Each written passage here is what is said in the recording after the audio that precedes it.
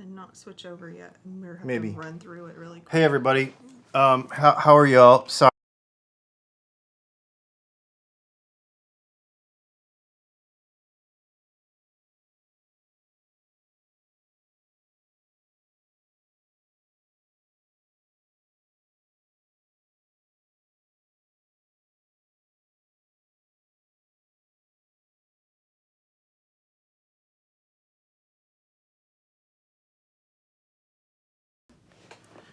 Probably as normal.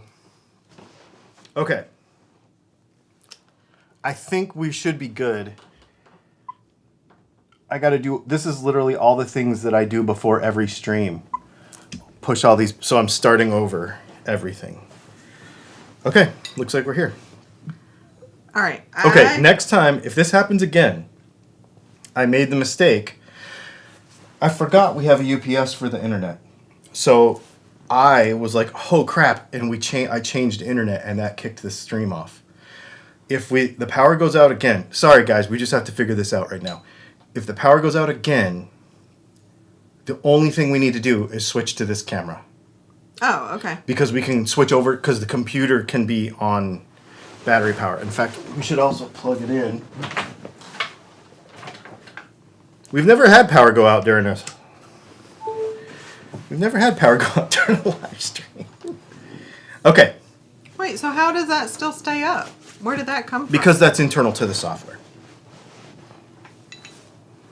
You know, these are all still over Well, here. don't move it because that's gone now. So finish talking about his question. Okay, what was his question about?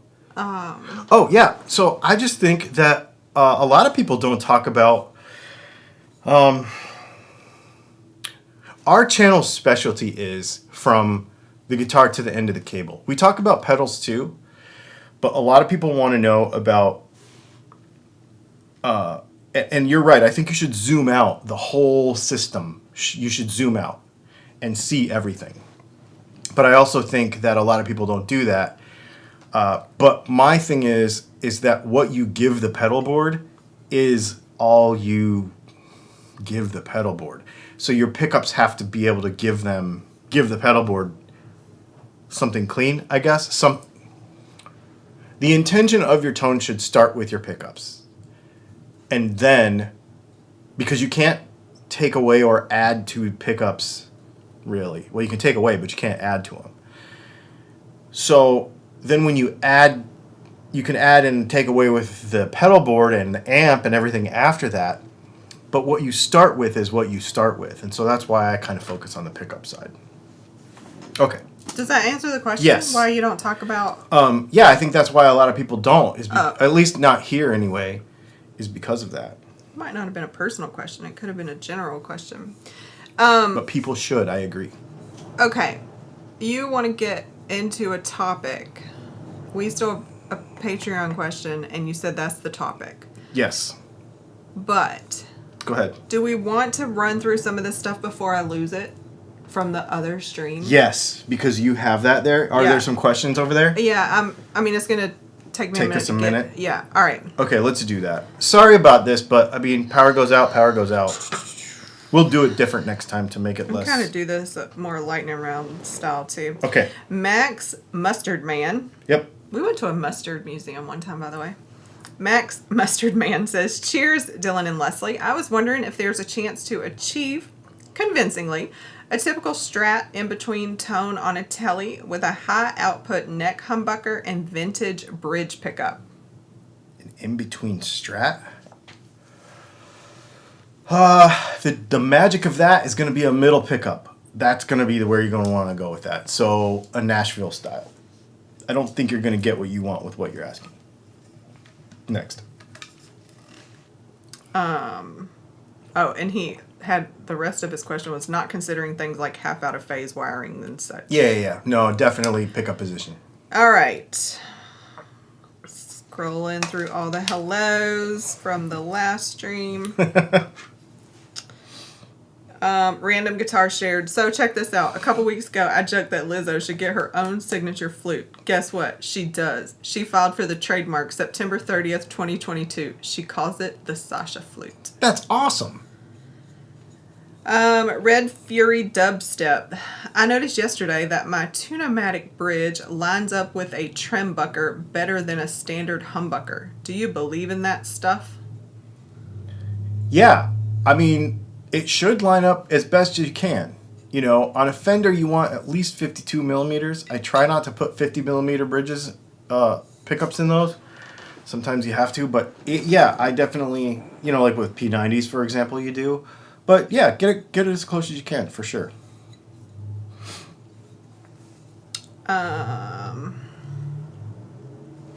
Marcia Murray said, I went looking for tellies today and found an electric mandolin. And I asked him and he said he bought it. Oh, that's awesome. Oh, remind me to tell you an off-topic hour about somebody that got sidetracked when they went shopping today. Okay, not you. Not me.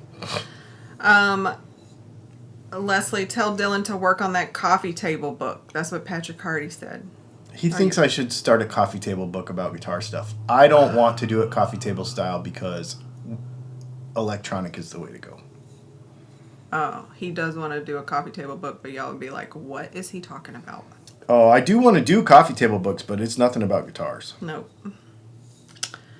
Let's see. So when you were explaining the circuitry, Windsurf Maui said, it would have been easier to explain circuitry with a handy whiteboard. It would have been. In fact, I had my piece of white paper down there, but... Random Guitar, you were talking about all the flavors of pickups. Random Guitar said, you know it doesn't sound like a PAF pickup? Another PAF pickup. Amen, brother. Let's see. Rusty says, do you hear a difference between metal compounds on the bridge itself, not the saddles? Not really. We can get into that in a couple of minutes. I think it's a load of crap. Doc Mario, speaking of which, how good are those Kent Armstrong pickups? Their ceramics tend to be high voltage, yet they seemed priced pretty competitively to import brands. They're okay. So what is the purpose of a pickguard on a relict guitar? Sounds like it should be the beginning of a joke. I know. Why'd you put a pickguard on a relic guitar? I don't know. Is there an answer to that? Not I really. don't know. Doc Mario said, Dylan seems to be a pickup whisperer. Charles Wallace said, I've reviewed everything I've bought and tried. I love everything I've ever bought. Also love that Dylan spends the time that makes sure you get it right. Thanks, Charles. Sassy Cat says, I am still loving the Telly pickups I bought from you. The T90 neck pickup is really sweet. Thanks.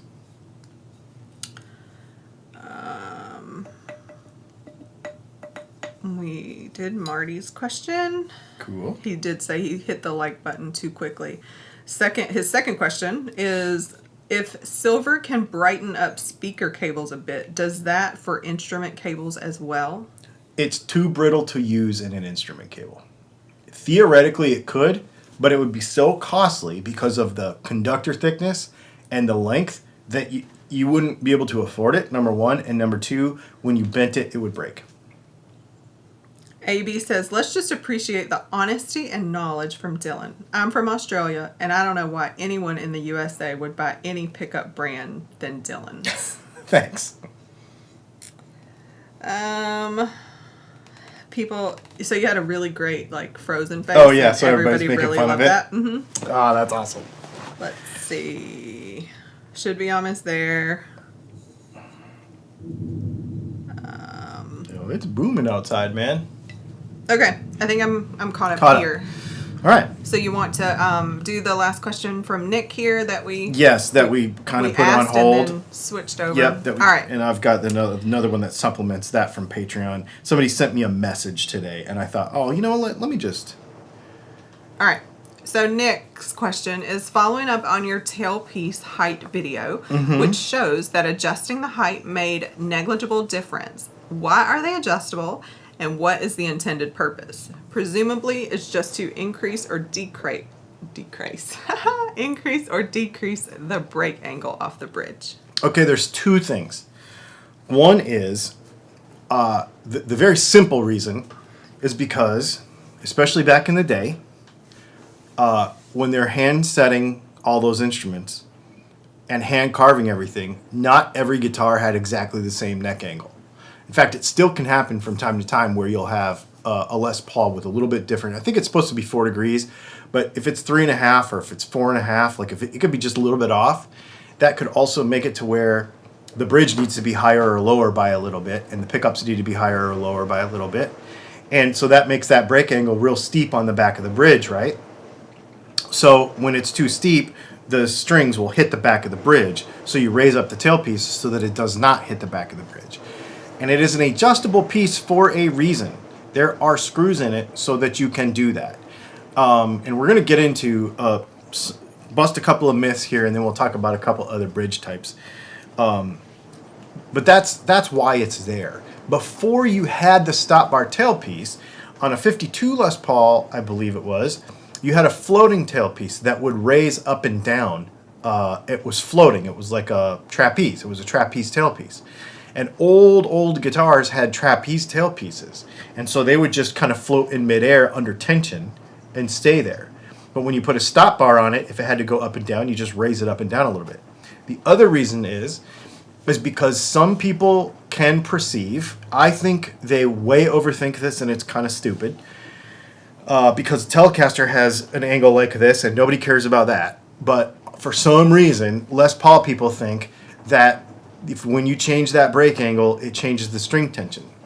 Well, we first of all know that that is false, because when it changes the string tension, it changes the tuning. So on a 24.75 inch scale, the E string to be at pitch is going to be at a particular tension. If you raise up the tailpiece, it does not change that tension. Otherwise, it would be out of tune. It has to be at that tension. So what people can feel is if you raise the tailpiece up some, you lessen the downward pressure on the saddle, and so that when you bend the string, it slides across the saddle more. That's basically what you're feeling. You're not lowering the tension, but you're allowing it to slide across the saddle more. And it's so short a distance that it's not that big a deal. You can feel it a lot more when you do it with like a Bigsby or something, because you have way more string behind the saddle. Guitars that have a lot of string behind the saddle, when you change that break angle, you can really make a big difference. When it's this far on a Les Paul, it's not actually that much, but people swear by it, and I'll let them swear by it. I don't care. You can believe what you want to believe. But the science is that the tension does not lessen when you raise the tailpiece. Otherwise, you'd be out of tune. Okay, so as going along with that, Jeff had a question. Your sustained video brought up a question, so I'm going to ask it now because I'll forget it by Thursday. Fair. Jeffrey Egan? Yeah. He said, if you wrap the tailpiece on a Gibson, wouldn't that actually put more stress on the posts? Because then the strings are coming out of the back and up and over, so now you're pulling up on the tailpiece, and the tension would also be higher up on the posts. Excuse me. Okay. I love this question. So the other thing that people talk about with Les Pauls is when you raise the tailpiece up, it all of a sudden starts bending the posts, and it like pulls them out of the guitar or bends the bridge or whatever. That is a bunch of malarkey on a modern guitar. Now, in the past, there have been short runs of guitars that had problems with that. And this is where your Harley Bentons and your other cheap-ass guitars, you could bend a saddle, you could bend a bridge, or you could pull posts out. But on a Les Paul, it is engineered so that as long as you have some threads in there, not like all the way up and out, which wouldn't be necessary anyway because those studs are pretty long, you will not bend those studs. 110, and people are like, I've seen it happen. Well, you know, I did an internet search on this the other day, and I was looking at people with bent studs, and it was always some other circumstance. It was either an aftermarket bridge. It was either, there was a couple of years for old Gibsons that did have this issue. But for a modern guitar, the only modern guitars that were doing it were cheap-ass copies. Okay? Every real Gibson and every real Epiphone that I saw did not have this issue. Now here's why. You have 112 pounds of 112 to 120 pounds of pressure from a set of 10s pulling on it when it's when it's tuned to pitch. Those studs are like 3/8 of an inch coarse thread, and they're engineered to fit. It won't pull out. It won't bend. Physics says unless it's faulty, it will not bend. I mean, a 16 penny nail has a shear strength of what? Like, it's something stupid, like 600 pounds or something. So, which is this thick. So, they're not going to bend. They're not going to break. You're not going to have a problem with it. That's all made up based on a couple of things that a couple of people saw on the internet. It just drives me insane when people talk about that stuff. So, the top bar deal does though, because it's not designed to do it. The wraparound thing, the top wrapping thing does twist the tailpiece like this, and it will gall the edges of the tailpiece, and it will misshape the posts as it wears in the guitar, and it'll also ruin the tailpiece because the strings will be sliding over it. You can get the same break angle by raising your tailpiece that you can, or very close, by top wrapping. Top wrapping is stupid because that will damage your guitar, or it can damage your guitar. I won't say it will. It can damage your guitar.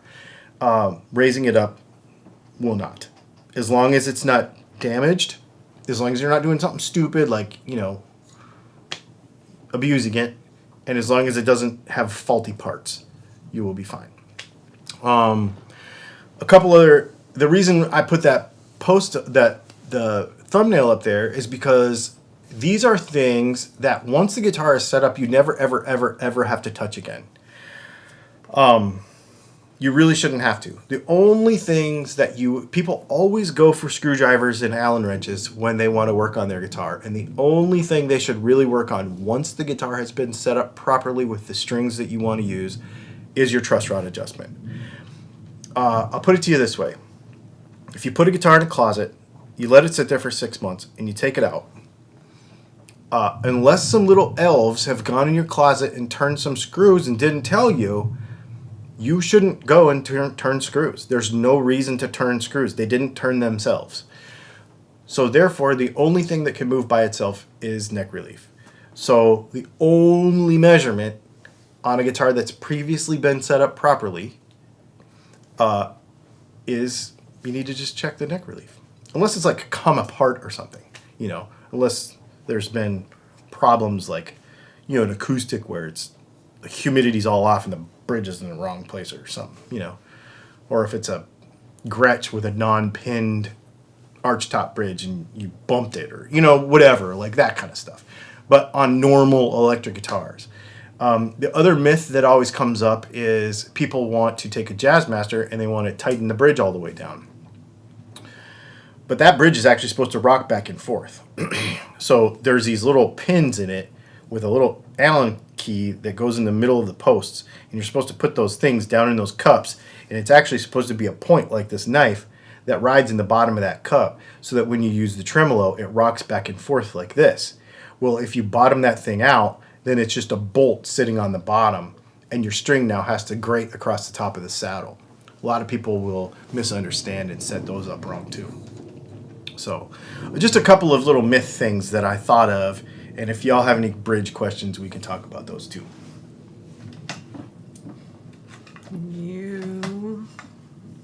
I feel like there might be a couple. Rusty says Callahan and Faber, I don't know, make bridges of different material. Can you hear a difference using the same saddle material? When you hang them from a coat hanger and bang on them for a commercial that you put in a YouTube video, you can hear the difference. But when you put it in the guitar, you go, I wonder if that $80 that I just spent is really worth it. I think the answer is no.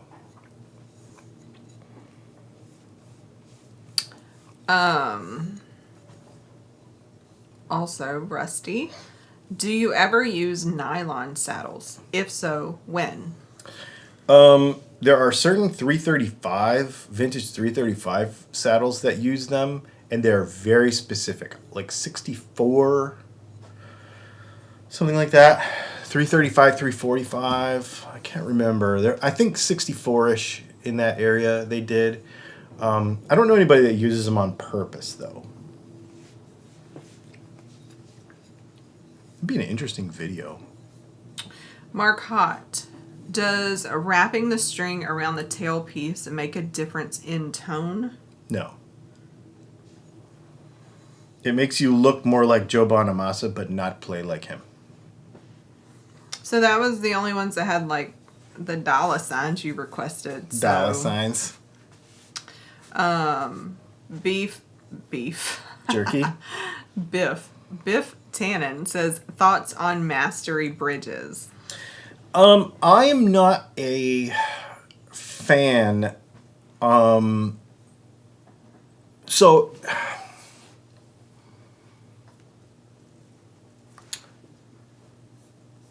for as much as people complain about two saddles being on each,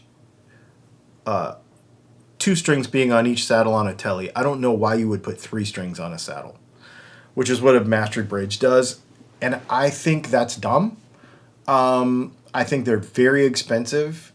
And I think if you set up a stock Fender bridge, it works really well. Their tremolos are really nice. And if you're going to get a tremolo, you might as well get the bridge because it looks cool. But I think it's really expensive for what it... I don't think it's too expensive. It's a lot of machine work. So there's a reason why they're expensive. These fancy bridges, Callahan, that other one, and this one, it's a diminishing returns situation, in my opinion. Now, the mastery stuff has a lot to do with how the guitar is set up. So if you need it to set your guitar up properly, how you play, then definitely get it, because that's more important than anything else. So if you feel that you are getting a better setup with a mastery bridge, then definitely get it. Definitely get it. I'm not a jazz master guy, though, so... All right, some more stuff came in with dollar signs. Okay. Not real dollar signs, just the dollar signs. Correct. Rob F. says, any thoughts about Graphtex Resamax alloy bridge and saddle? I think they're cool. They're neat. They are definitely unique, though. They do sound different. We have a video on that.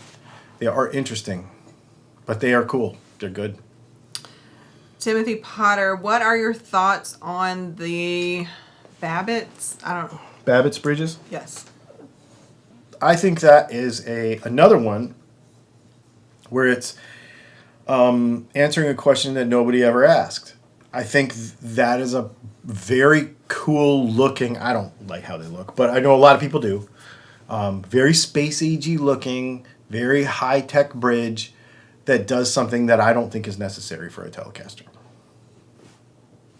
Now on a bass, okay, but not on a Tele. Ada says, Dear Dylan, the Fender style bridge has more natural sustain due to the block, or the Tune-O-Matic bridge is better. My two guitars have totally different sustain, both with bone nut and SS saddles. So those are two completely different designs and scale lengths, so it doesn't matter. There is no A-B comparison between those two things. Again, those guitars are designed to function differently, and so you cannot really compare them. Rusty says, Z-tail piece is drilled higher and at an angle to simulate top wrap. I've seen those. Yep. See, and that would make sense if you wanted that higher angle, because when it's drilled properly, then all the angles are engineered in there, and you don't have that weird pulling, and you don't have that weird twisting that happens when you top wrap. Yuri. I think it's a problem that needed solution, but... Yuri something Mendez.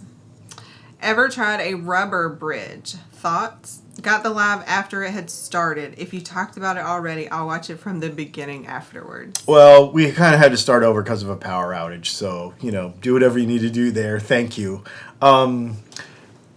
I have not tried the rubber bridge. I know it is a current phenomenon because of some videos, and I have not tried it.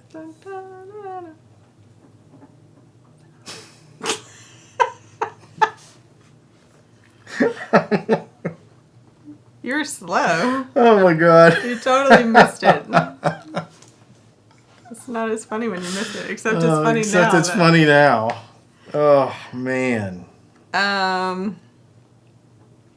T-Bone says, good evening, DNL. Hey, Dylan. Have you cooled on the PRS SE Silver Sky?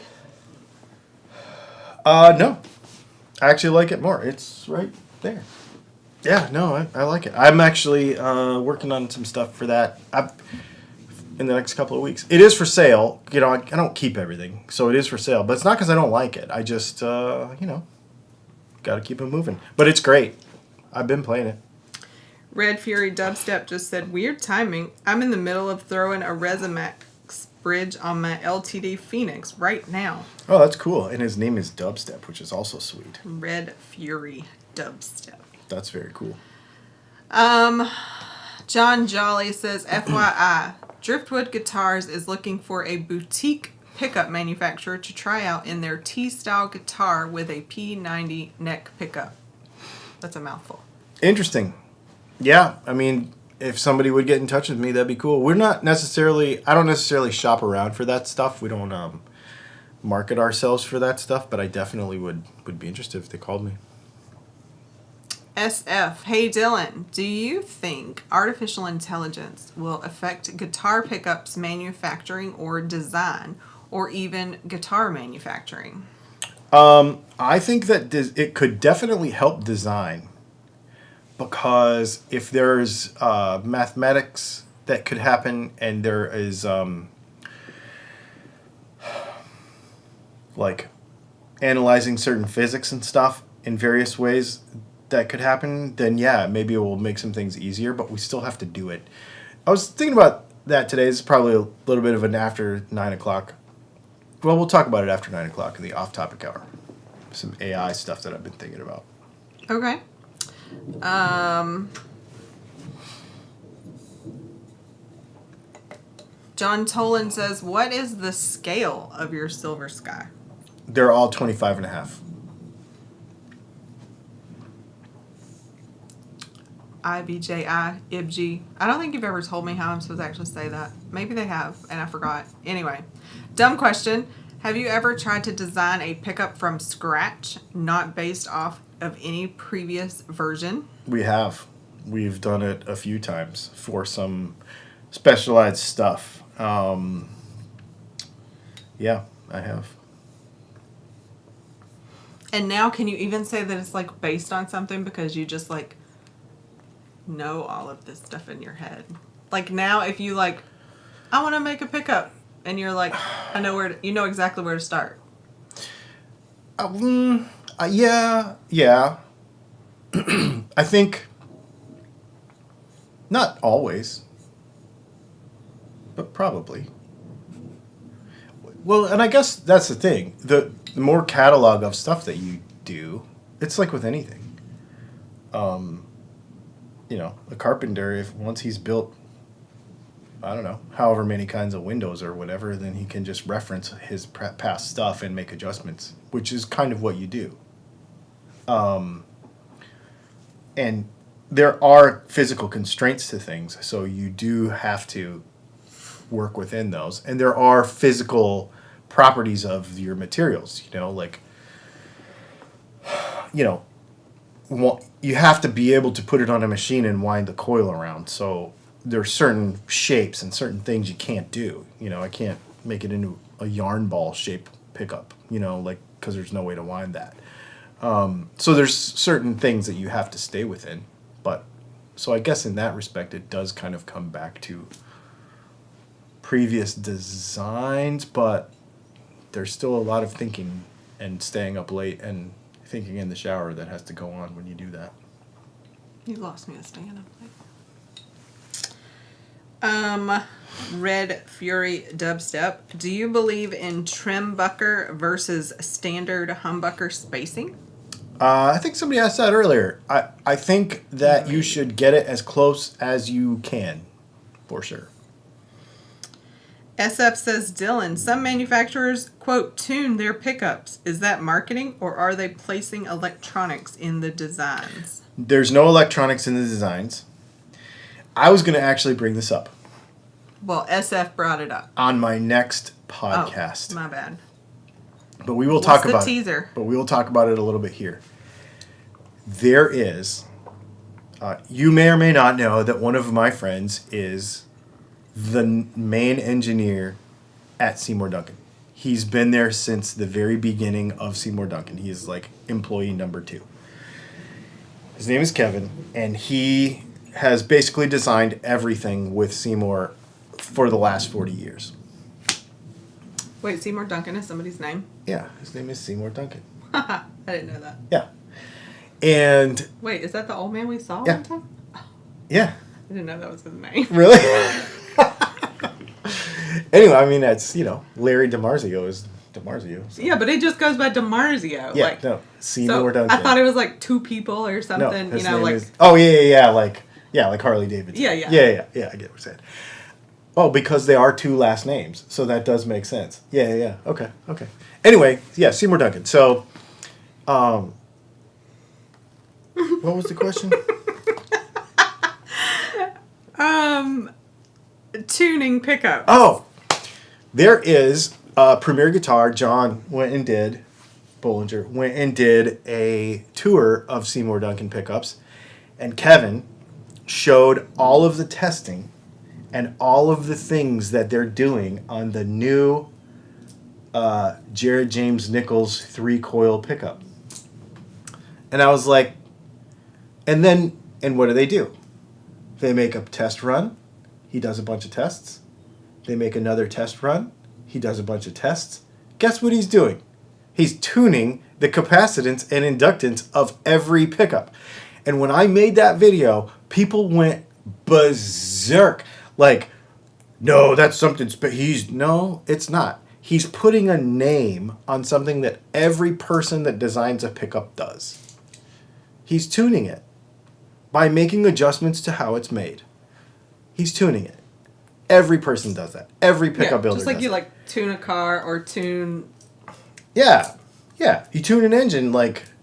Right. You tune an engine. It just happens to be the same word. Right. And it's required for the construction of the thing. Yeah. Right? So, yeah. I mean, every engine builder does it. Like every pickup builder does it. Because it's part of making the thing, is tuning it. So I love... And there is no electronics in it. It's just how they test and the type of equipment that they use and etc. It just so happens that Seymour Duncan's equipment is older. Because he's been around longer. I love that stuff. Vinny's World said, is Kevin the guy that does the product testing in the SD video? Kevin Beller, yeah. Thank you. Just covered that. Yep, it's Kevin Beller. Rusty says, is the Duesenberg... Do you say less or is it lay? Duesenberg lay trim. Lay trim. Isn't that like a German word and a French word in the same thing? Yes. Is the Duesenberg lay trim and bridge a good design? It's cool. I am a Bigsby fan, so I care more about a Bigsby, but I think every Duesenberg I've ever played's worked really well. They're really neat. And they look amazing. Box Guitars Rock says Maestro versus Bigsby vibrato preference. Bigsby. 100%. Maestros are a pain in the butt. And they're never really right. Where you can really get a Bigsby to work. Big time.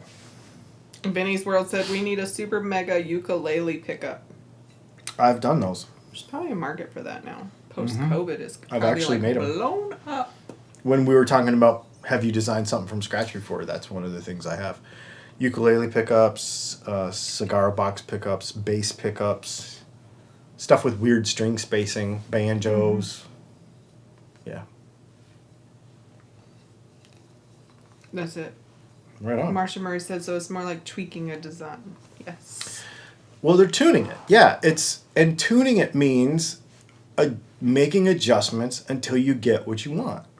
How do you do that? You can do it by ear. Like, how do you tune your guitar? You could do you could pluck it out of the air, and if you're really good, you can spot an E and get it on, and then use harmonics, right? Which is the least accurate way to do it. You could use a clip-on tuner. You could use a strobe tuner. There's all kinds of ways to tune a guitar. And all that is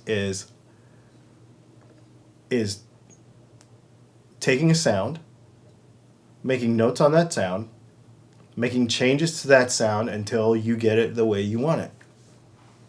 And that's all it is. And measurements and documentation, which everybody does. Even real beginner pickup builders probably have a notebook with I tried this many winds, I tried this wire, I tried this tension, I tried these magnets, I tried this gauge strength on these magnets, I tried this size magnet, I tried this height of pickup, I tried all these things until I got to the sound I want. They were tuning it. They tried it 20 times until they got it. Now, the thing about somebody like Paul Reed Smith or Seymour Duncan, and to me to a lot less extent, because I've only been doing this for not 40 years, or I've not been making pickups for 40 years, is what Leslie said. Once there's a library of things that you've done in the past, then you can go to that and hit marks. Because if you were to take, what did they say? They have 1,300 SKUs at Seymour Duncan. 1,300 different pickups. Like right now? Like right now. That's a lot. So if you were to take, let's say they had 20, let's just call it 20 different 20 different Strat pickups, right? 20 different kinds of Strat pickups. And you plotted out the tone on a piece of graph paper. And you said, this one sounds like this one sounds like this, this one sounds like this, this one sounds like this, this one sounds like this, this one sounds like this, and this one sounds like this. And somebody said, I want one to sound right about here in between these two. Then all you would really have to do is take the specs on either side of those two and split the difference as a start. And then tune it from there, which is what Paul Reed Smith does. But he uses electronics to do it. So everybody does. Mr. Goat says, I can't remember my dadgum Apple password to Super Chat. I've directed folks here. Can you do a shameless Strat pickup plug? A shameless Strat pickup plug? Mm-hmm. Buy my Strat pickups. They're amazing. That's it? Actually, I have a loaded pick guard with a single hum right over here that's done and unclaimed. If anybody wants to buy it, I can ship it tomorrow. Get with me afterwards. All right. It's 9 o'clock. You want to take a couple more since we missed some minutes? Yeah. Let's take a couple more, and then we'll get into our off-topic hour. Rob F. gave his testimonial. Rob F. said to Mr. Goat, when I purchased Dylan's Bonneville Strat pickups, they sounded so good, I played clean for 2+ weeks before I started to use overdrive and fuzz again. That's so funny. That's cool. All right. Rusty says, can you make a sideways vibrato work correctly? You can. It's hard because there's a lot of friction in there. And the way they work is it actually bends the strings to the side. So they're kind of difficult. I think it's a flawed design. I would have to spend some time with one and really look at it to see if it's something that I could do. I've never really spent much time with one of those. Fox Guitars Rock says, best acoustic pickup that won't make me cut holes in my Martin. LR bags.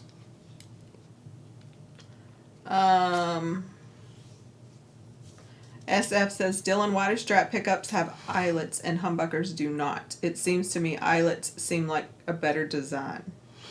Old humbuckers did. They had a wire that went up in the middle.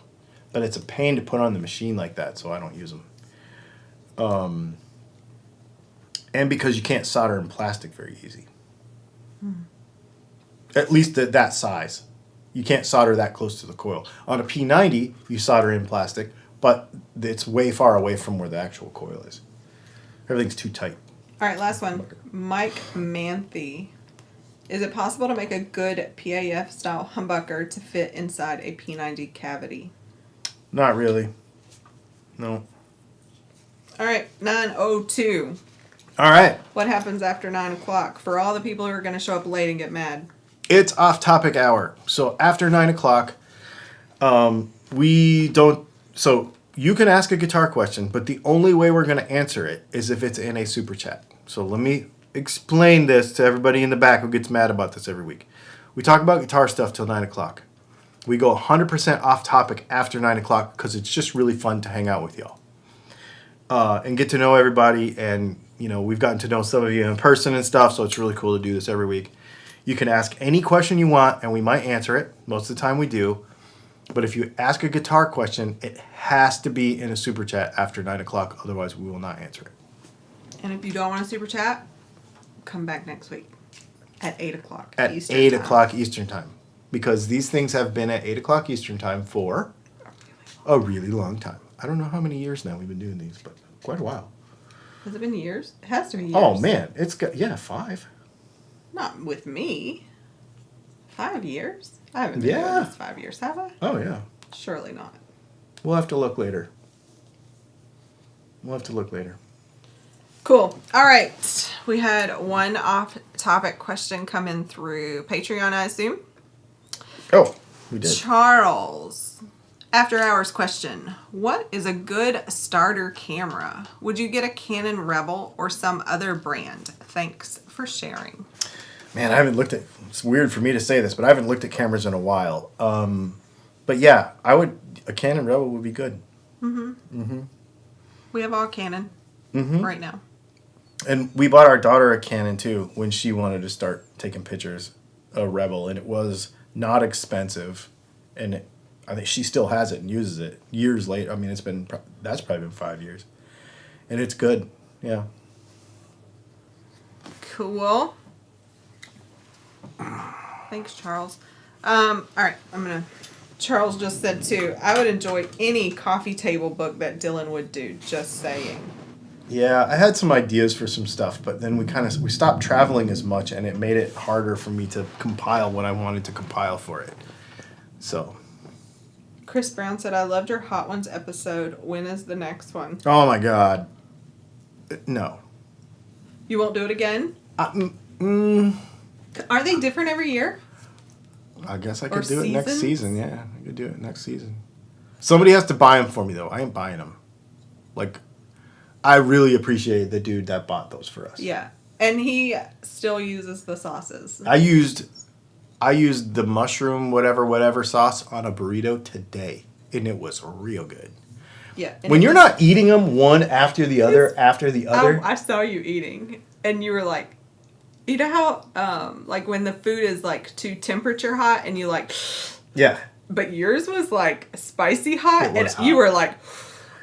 The last couple bites were really hot because, here's why. I didn't shake the bottle. Oh. And so when I went to tip it over, a bunch of watery stuff went on one end of my burrito, and that was the end. So, if you, sprinkled it on there you were supposed to, it would have been totally fine, but I didn't shake it, right? I saw you, though. You were like... And, oh, my gosh, it was so spicy. Ooh. But it's so good. It was so good. What's crazy is most of those sauces, there's a couple of them that were just burn your face off. But most of them were really good. Had very distinct flavors. And if you didn't eat a whole chicken nugget or chicken wing with it on there, and then cumulatively did that for, a long time, it would be easier. Because, you have a little bit on a burrito once a week or whatever. It's totally not as hot as cumulatively all one right after the other. Windsurf Maui says Tom Brady bought a closed cockpit electric boat team, kind of like F1 on water. Do you follow boat racing? I used to follow offshore boat racing because in Michigan they used to do it on the big lake, and that's where I used to live. But I have not followed it in a long, long time. What are those super fancy boats they do off of San Francisco that we caught on accident one time? Oh, that's America's Cup stuff. Yeah. That's the really fast sailboats. That stuff's cool.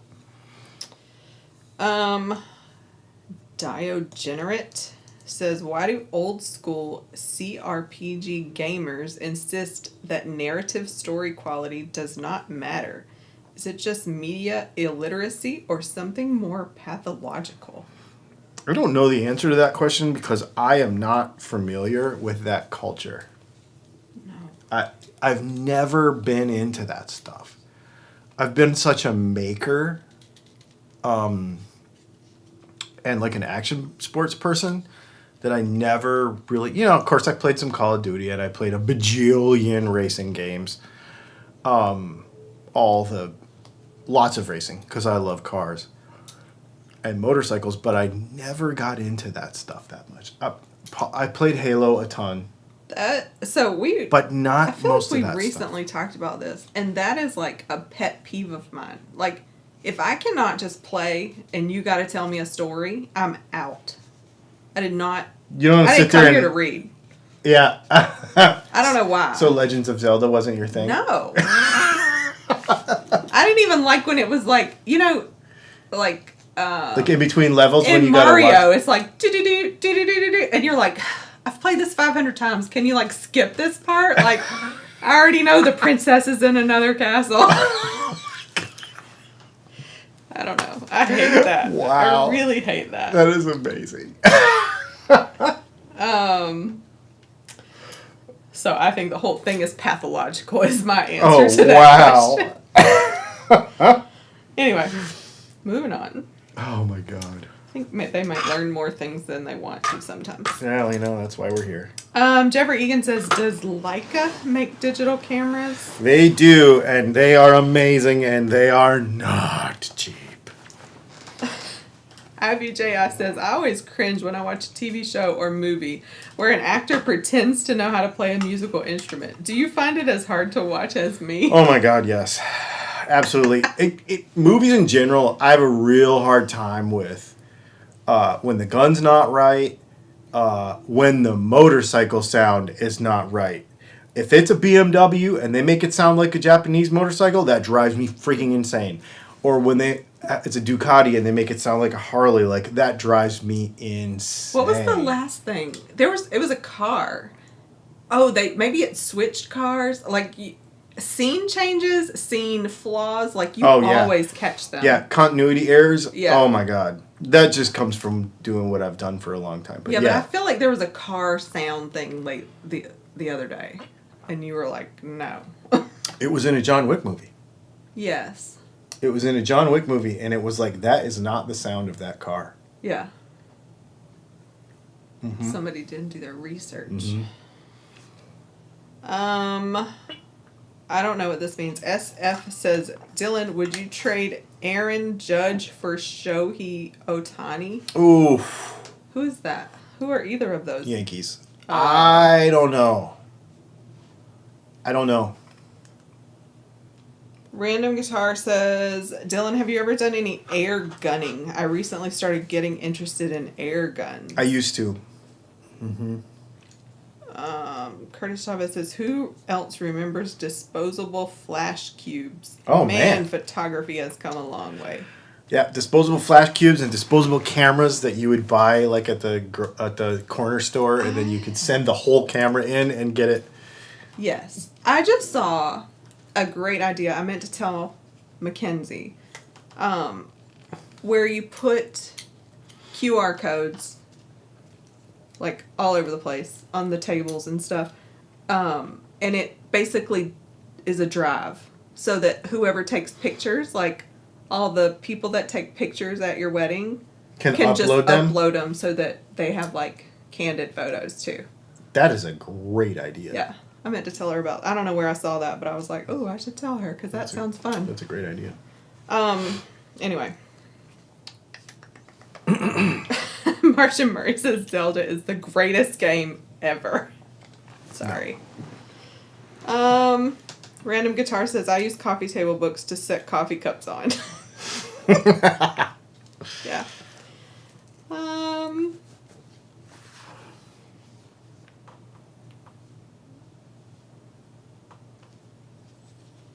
Jason Albert, because of his career, I hate watching them pick locks on TV or movies. Not accurate. Oh, yeah. Yeah. Yep, because they just like, and they're in. Vox Guitars Rock said, it bugs me watching music videos and no one's guitar is plugged in. I also hate that false advertising. I was trying to look at something you put in like the Amazon cart and all the photographs. I was like, I thought we were going to get one that plugs in. And all the photographs had like no plug. But then it is. It is a plugged in one. You need 2 of those. But they like took them out. Like, why did you take that out of the picture? Because like that was a critical part to me. Yeah.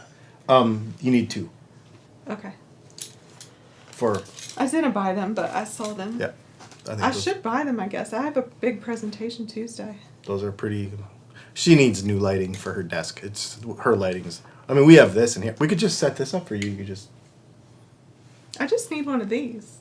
You like hang it from the ceiling. I mean, I'll get you one. So, I actually. You want something different? Well, not necessarily different. I want to try running that without that. Oh, really? Mm-hmm. And try some more compact diffusion. Doesn't it come with all that stuff? Mm-hmm. I have it. Yeah, it all came with it. I just have only ever run that light in that one particular. Well, you should play with it. Yeah, because the light's only this big. I don't want anything like that though. Well, the thing is the light's only this big. The footprint is so huge on this thing. No, and so what I want to do in my next studio is I want to put rails on the ceiling or on the top of the wall, almost like a curtain rod, that you can clamp a light to it on anywhere, and you don't have to have tripods. Great. That's what I want to do. Can I have that too? Mm-hmm. All right. Absolutely. Sorry.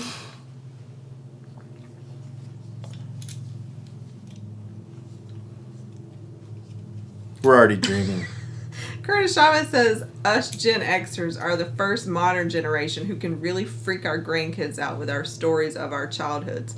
I remember back in 1982, we were rockers and we liked it that way.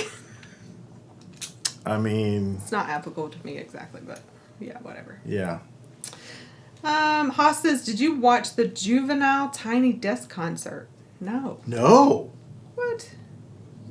I've seen some good ones, though. Yeah, I would definitely watch Juvenile Tiny Desk concert. That's awesome. Oh, you know who's going on tour? Who? They're going to be at the Tabernacle in Atlanta. Who? Tech Nine.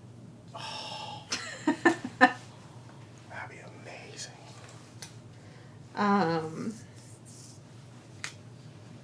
Tech Nine? I love Tech Nine. I don't know if I'd want to go see him, though. But I love him.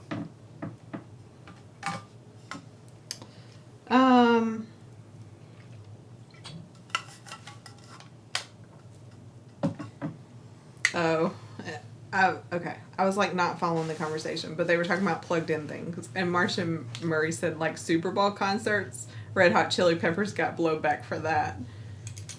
And then Yuri Mendez says, I guess playing unplugged on a concert, even if it's a halftime show, is a bit worse than a music video. You know what, though? I don't care.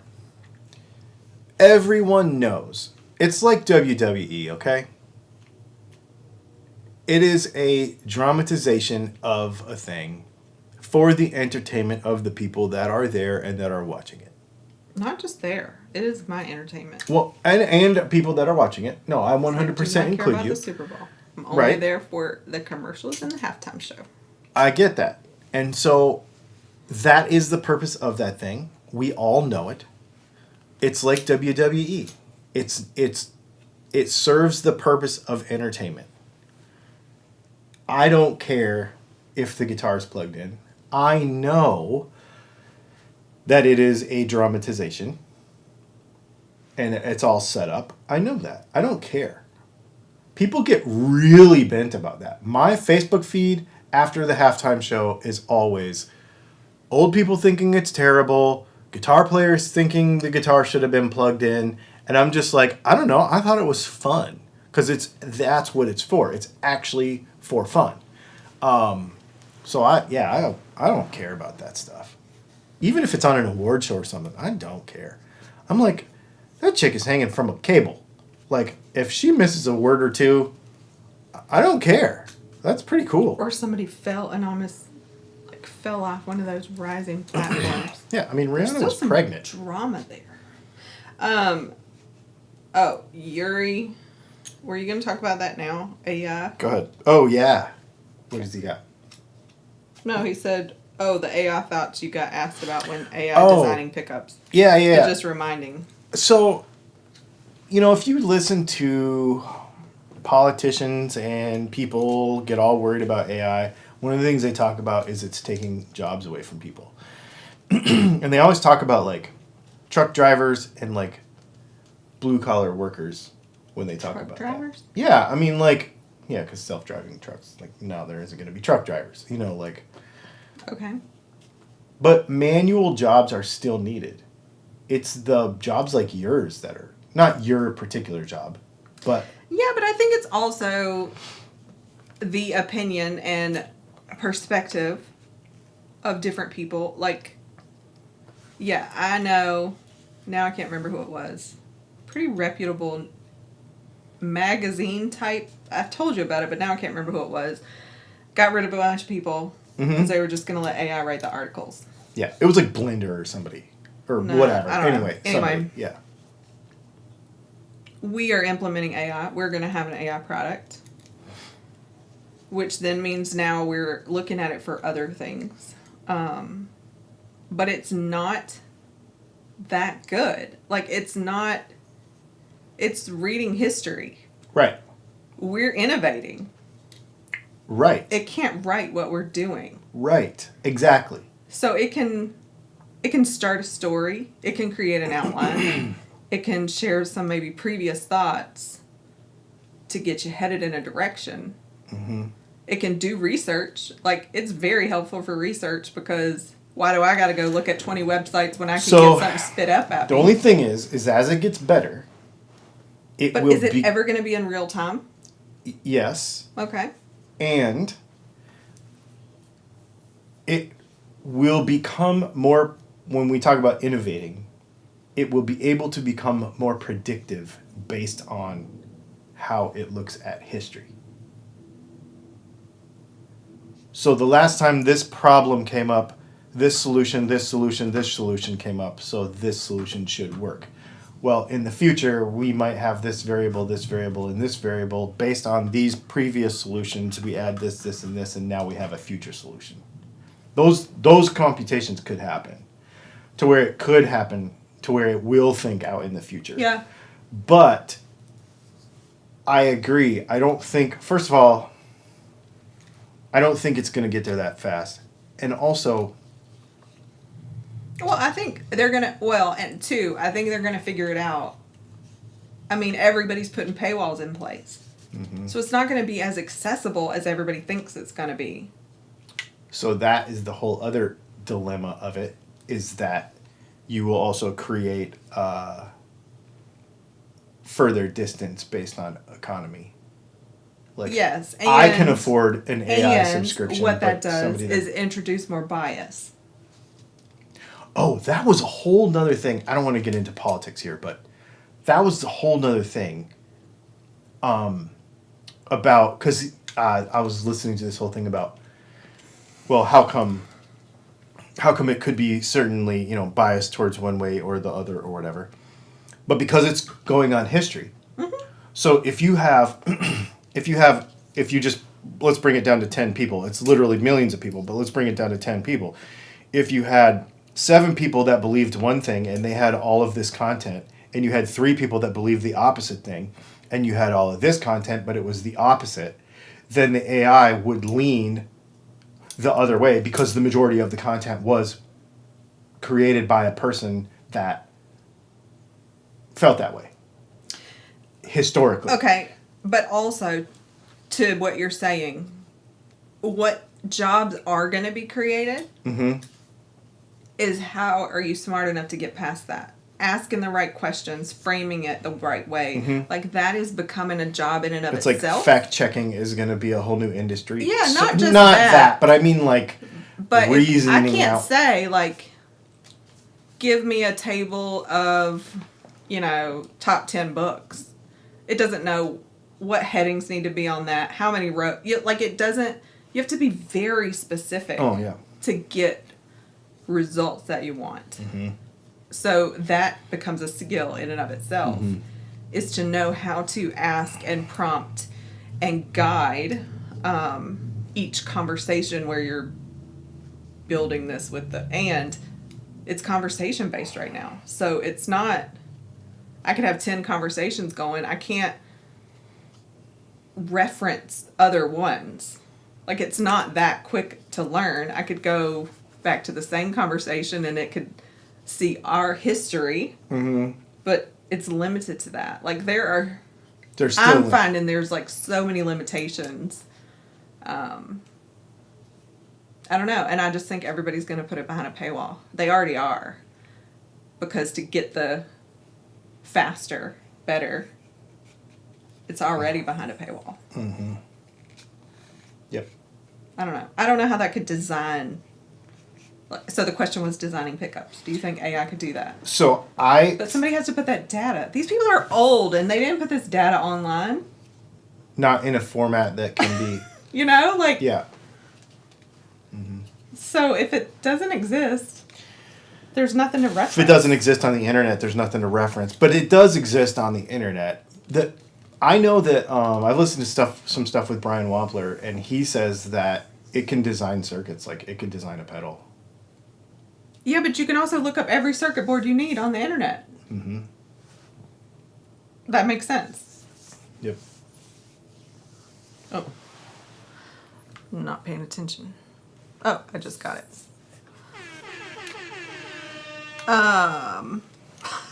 It's an interesting conversation. Van Shank Guitars, thank you for the super chat. He says, falling asleep on the couch to the sweet tone of Dylan's voice is priceless. He says priceless, but it's worth 10 Canadian dollars, by the way. Thank you. That was funny. That was funny. Thank you, Ivan. Oh, speaking of that, Ivan, Patreon hangout on Monday night, 8 o'clock Eastern. I want to talk about guitar circuits. So if you have not hung out with us for our Patreon hangout, you go to patreon.com/DylanTalksTone and you sign up for the highest tier. You can do it 1 month if you want, doesn't matter. Come hang out with us and we're going to talk about guitar circuits.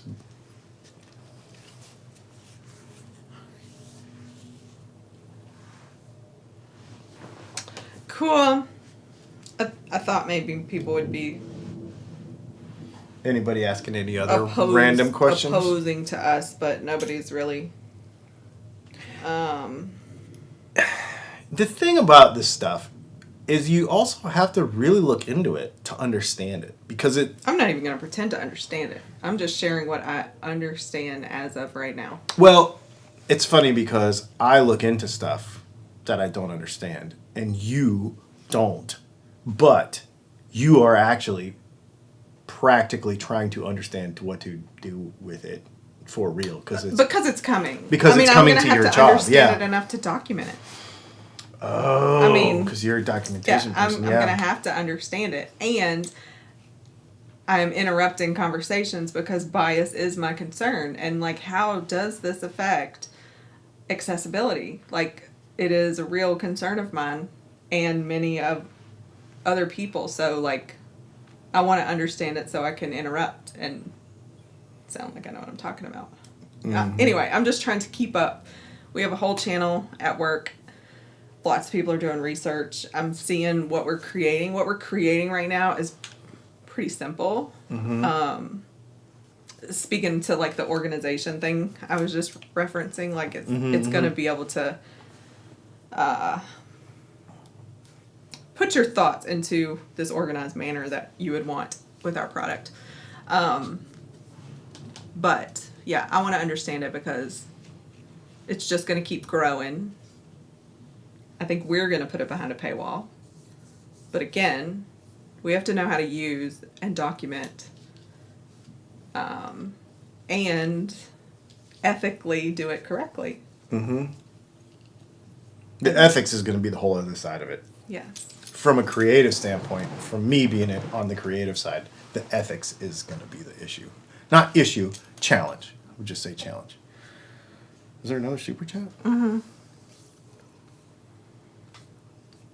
Some questions too. Cool. Super chat from Mr. Goat. I just have to say, it's really good to see you here. I feel like I haven't seen you in a while. Thank you for being here. Perfect AM PM temperature. Reset passwords.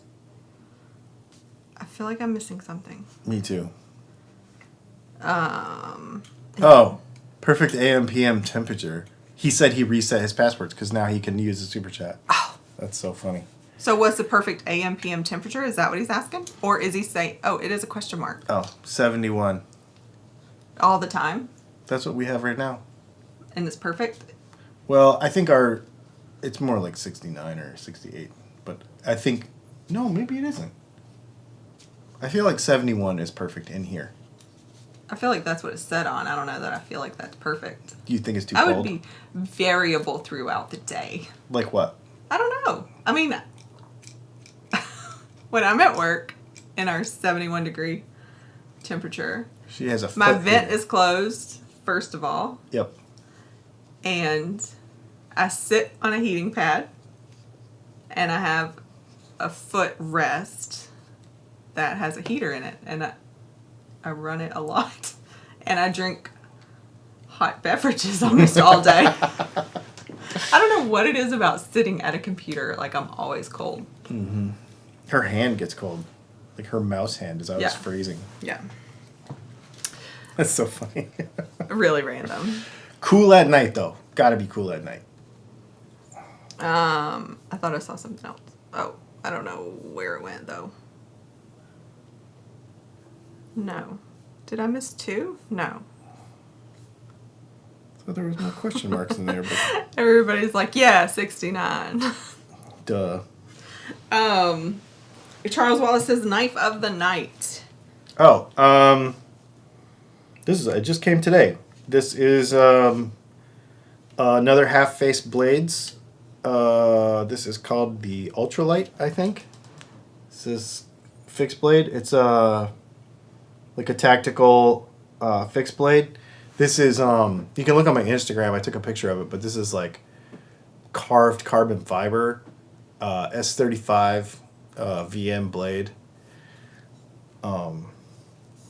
I've been wanting one of these for a while, and this is one of those people that they do drops every week, and they might be making the knife that you want, they might not, and they sell out like in minutes. So every Friday morning I would get up and look and see if they had this model. I didn't even care what colors, I just wanted one of them. So I finally scored it last week, and it came today. I don't know what this means. Jason Albert said, will the guitar circuits include Johnny 5? Yeah, we could talk about that. I don't know what that means. Curtis Chavez says... John 5 guitar circuit's different. Oh. Curtis Chavez. It was a while back, but I fell asleep watching the After Hours show, and I dropped my phone on my face.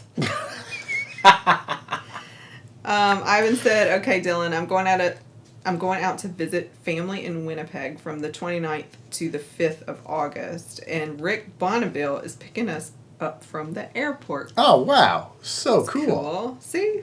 People becoming friends. Yeah, man.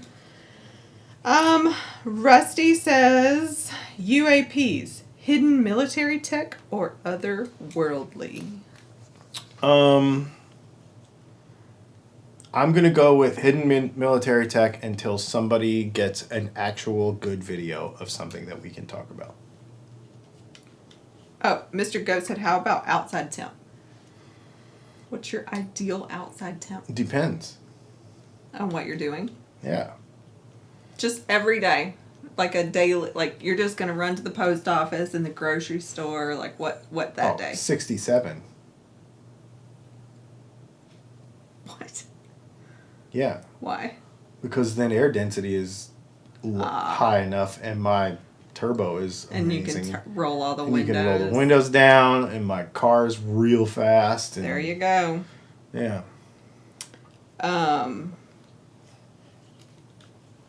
Let's see. Vinny's World said, same here. My body temperature is super cold at my desk. Just hot coffee all day. I don't do coffee all day anymore, though. Just one cup. I have to do coffee and then go straight to something not caffeinated. I'm only doing the 1 cup in the morning and water the rest of the day. I do some hot tea. So. Interesting.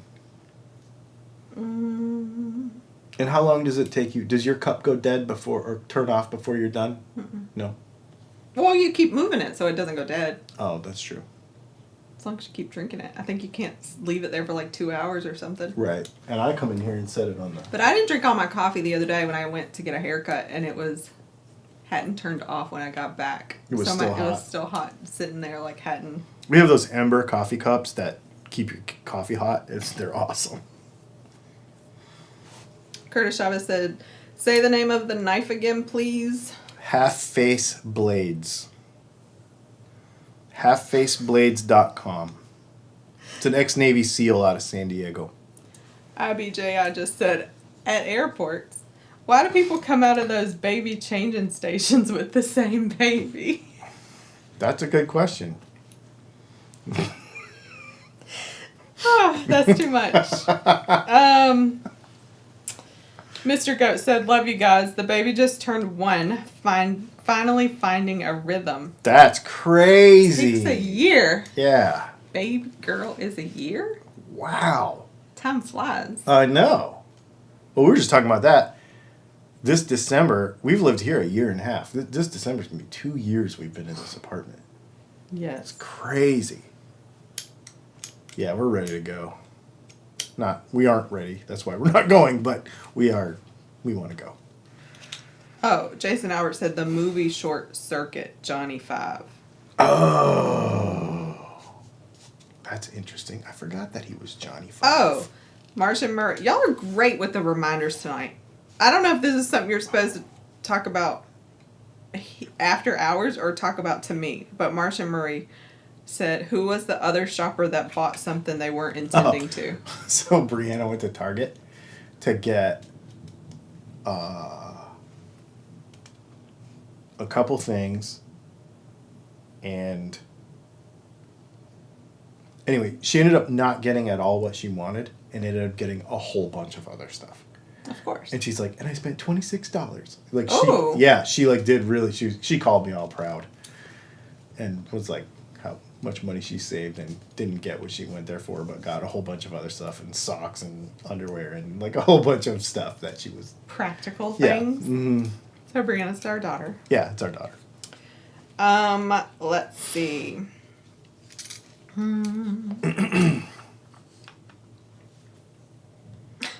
SF says, Dylan, does a computer have to be 18 years old to take the driving test to drive a truck? Or how about Dr. AI, who did not go to med school? I mean, those are things, right? Like, but it's already like that. Like, if you go on the internet to search for health information, you are... Brave. Yeah, brave's the right word. Oh my gosh. Fat Philosopher just showed up. Hey, man. And he says, if there is ever a big AI breakthrough, it will probably first happen in the Japanese porn industry. I mean, that's true because there's probably, paywall management and... And the interesting thing is, all of these people must know and use this word enough that they know to put a space and or leave a letter out because you can't actually use that word. Oh, right. In the comments? Yeah. Yeah. So how do you know to do that? I'd You be like, can't- my comment won't post. My comment won't post. Like, I wouldn't know that. YouTube has a lot of that stuff, man. Really? Yeah, it's bad. It's really bad. Pat Flasher said, who knows that Dr. Arab didn't go to med school? I mean, who checks anyway, really? I mean, I guess if you're hired, you're assumed... I don't know. What did we... Dr. Death or something? Like... The podcast Dr. Death is pretty crazy. And then on the other hand, you got, what's the Asian actor? Yeah. Get a goal, get a plan. Who is a doctor. Yeah. And he's like really smart. What is his name? I don't know. It's something that I will... It's obvious. Slaughter and racially appropriate. No, he has a simple name. He doesn't have a hard name. Yeah, but it's like Peter Long or something. I mean, it's something, I'm saying it. I see what you mean. I didn't want to make fun of. But yeah, it's something like that. Get a goal, get a plan, and get up off your ass. I was like, wait, what's that movie? But I got it. Yep. Oh, he's like not in the racist. Kim Jong. Kim Jong, that's what his name is, yeah. Whatever. He's like way far down in the cast to be our favorite character. I know. He's funny. He's in lots of stuff. But he's a doctor. Yes. Like a real one. His YouTube stuff about that's hilarious, man. Because he doesn't care. Yeah. The guy from Hangover, yeah. Yep. The guy from Hangover. Wasn't he in a trunk or something? Mm-hmm. Mm-hmm. We know. I only saw the first one. I didn't we know see him the second from one. what's that? What is that? Pain and Gain. Yeah, the Pain and Gain. Yeah, that's the movie we know him from. Yeah. Because before there was John 5, there was a Marky Mark. Oh yeah. Who turned into Mark Wahlberg. Yeah, Mark Wahlberg is my other man crush Yeah. for sure. Yeah. Who's in that movie? Yeah. So I've seen a lot of Mark Wahlberg movies. But that one's funny because we talk about that whole, because we try to be very positive about life. And so there's that whole thing where he goes to that self-help. Like self-help. And I was running a business at the time too. Yeah. Yeah. Some self-help guru thing and he's like, get a goal, get a plan, and get up off your ass. So we say that all the time. Yeah. Anytime it's like, how do you? We're like, 3 steps. There's 3 steps. I think we've only even seen it one time. I know. I've never rewatched it. I think and the thing is because every time we say it or we say it around somebody that's never seen it, then you show them the YouTube clip because there's a YouTube clip about it. So I've probably seen that a million times. But I think it's funny every time. It's funny every time. I've only ever seen the movie once though. Yeah. Inspiring. If you want to be inspired. Not really. Rusty, music streaming services, beneficial to the artist or predatory business practices? I mean, I think that the whole business has to change. I don't really have an opinion on it because that's not how I make my money, but I feel like the artists definitely need to make more of that cut. I think right now it's predatory, but I don't know how you fix it. I don't know how you fix it unless you just become an artist that, and I guess can't say I don't have an opinion on it because we have said no to many YouTube networks, YouTube promotion chains or conglomerates, advertising stuff that would give me a percentage or take a percentage and I just decided a long time ago that this was going to be 100% self-managed, that we were never going to go into a deal where somebody else had a piece of what we did. And I know YouTube pays, but I also don't have to pay for any of this hosting. So that's the way I look at that. We have 1,100 videos or 1,200 videos that we don't have to pay for any hosting or anything. The downside is I don't own that and I can't, say certain words and I can't talk about certain subjects, which sucks. Yeah, but I think that's the trade-off. Like, there's an audience already here Yes. versus doing your own thing and Yes. pulling audience. If I bought my own server and put Yeah. those 1,200 videos on it, we would not have the business that we have now. Right. So there's trade-offs to everything, so you have to pay for that. So the artists on the music side, when it comes to the streaming services, they have to decide. You know, if you're really big, like Taylor Swift, she can go do whatever she wants, you know. But somebody else that's, you know, not as big can't because they don't have the audience. If I had 1 million subscribers, or if I had, you know, we're watching Honest Outlaw the other day, and apparently he's like, Instagram's not letting me post gun stuff anymore. Oh, I didn't know that. Yeah. He's like, it's blocking my posts and whatever, so I'm going to move to Twitter. Well, he has 1 million subscribers. So when he says, I'm going to Twitter, and he loses a percentage. he just goes to it. right. Yeah. He just goes to Twitter, and he can take that gamble. Yeah. I can't because I don't have that size where I can't just say, "Oh, I'm moving over to this other platform." I can't do that. So that's a price that you have to pay. So I think a lot of musicians are stuck, sort of, because it is what it is. That's how people hear you, and you have to just figure out other ways to make money. So the one thing I will say is, as a person who consumes music, if your artist that you like gets a shoe deal or gets a, you know, peripheral sort of sponsorships for stuff, don't look down on that. They're trying to make money. They're trying to make a living, like because they can't make a living off of. And everybody thinks like, oh, cry me a river for a rock star. But these people don't actually make money. They have to. I mean, I know a lot of people in bands that you've heard on the radio that have real jobs when they're not on tour. Like, it's not what it used to be. So if they get a shoe deal or a guitar deal or anything, I don't look down on any of that because they're just trying to make a living. So, yeah, because I know what it's like. We have to put all these pieces together to be able to make a living. Because even with what we do here, I mean, YouTube does not pay the bills. That is for sure. And neither does the affiliate links and all that stuff. Those are just very, very small percentages.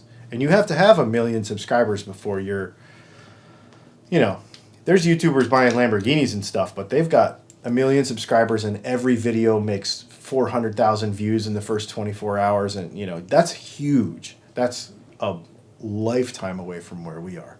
And most people are where we are. So they have to figure it out to put it together. It's an interesting thing. It's a constant hustle, man. It's a constant figuring out how to make it go. But I love it. I wouldn't have it any other way.